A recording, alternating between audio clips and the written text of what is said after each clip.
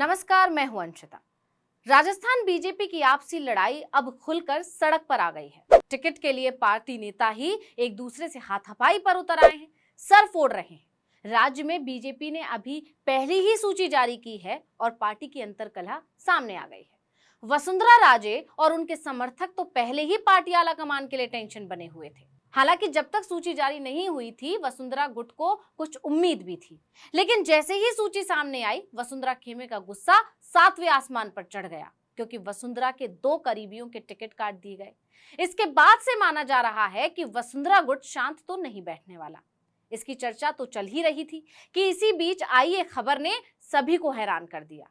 वो खबर थी भाजपा सांसद और आगामी विधानसभा चुनाव में प्रत्याशी देवजी पटेल पर हमले की।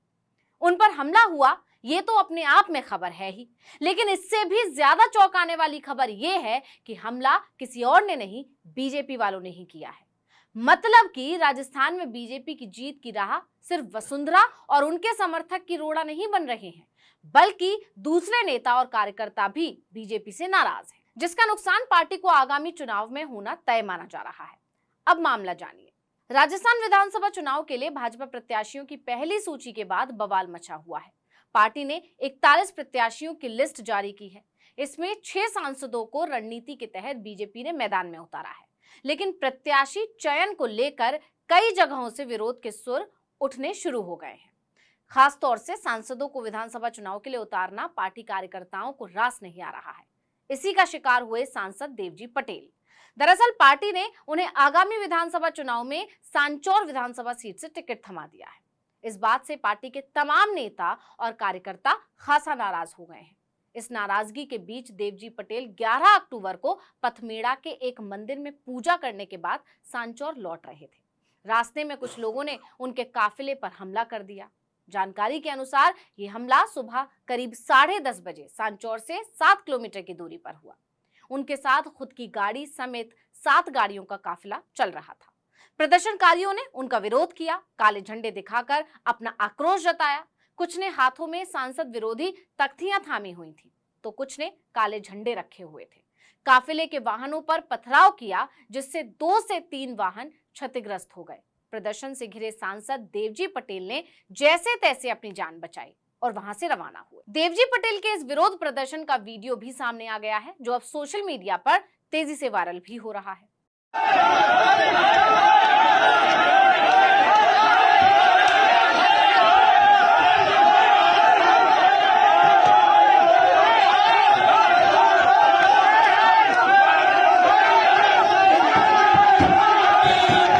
वीडियो में देखा जा सकता है कि कैसे प्रदर्शनकारियों ने सांसद की गाड़ी को चारों तरफ से घेरा हुआ है। सांसद देवजी पटेल अपनी गाड़ी में सवार हैं।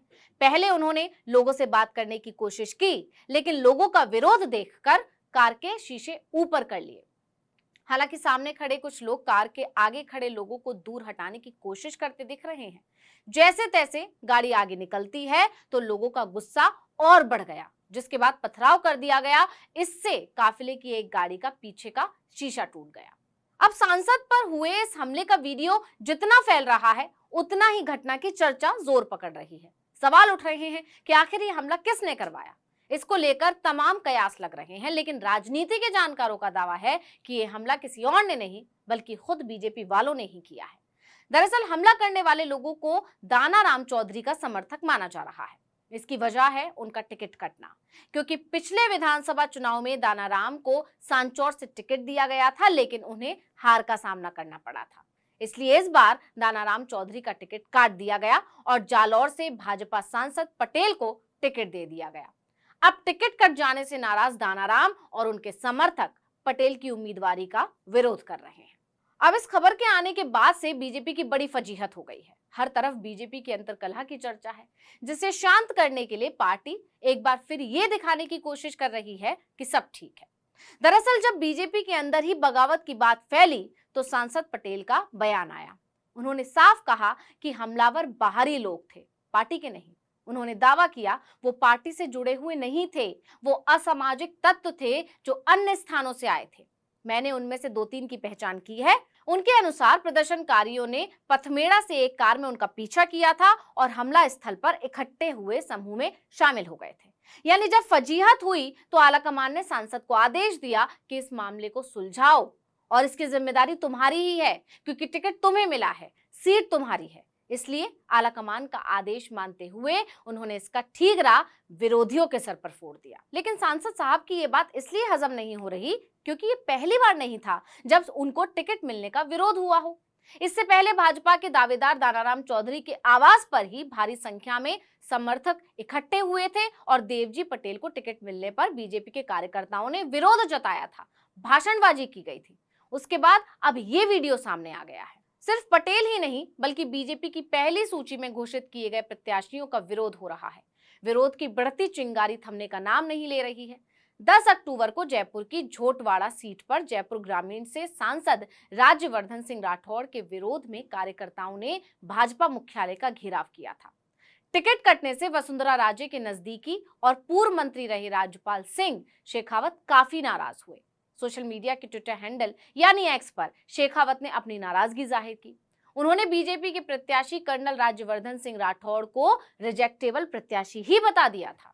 हालांकि बाद में उन्होंने अपने इस पोस्ट को डिलीट कर दिया। यही नहीं, जयपुर शहर की विद्याधर नगर सीट से बीजेपी ने नरपत सिंह राजवी का भी टिकट काट दिया। पार्टी ने राजवी के स्थान पर राज संबंध से सांसद दिया कुमारी को टिकट दिया है। इससे नरपत सिंह इतने खफा हैं कि बीजेपी हिल गई है। यानी कहा जा सकता है कि जिस रणनीति के तहत पार्टी ने विधानसभा चुनाव में सांसदों को टिकट दिया था, पार्टी में पनपी नाराजगी बीजेपी की उस रणनीति को फेल कर रही है। अभी तो सिर्फ एक सूची ने इतना बवाल मचा दिया है, आगे और भी सूची आनी है। वो कौन सा तूफान खड़ा करेंगी, ये देखना दिलचस्प होगा और इस तूफान का क्या असर होगा 3 दिसंबर को पता चल जाएगा। तो इस वीडियो में इतना ही, लेकिन राजस्थान बीजेपी में मची बगावत को अगर आप और ठीक से समझना चाहते हैं तो आप इस वीडियो को जरूर देखें। आपकी सुविधा के लिए हमने इसका लिंक अपने डिस्क्रिप्शन में शेयर किया हुआ है। नमस्कार।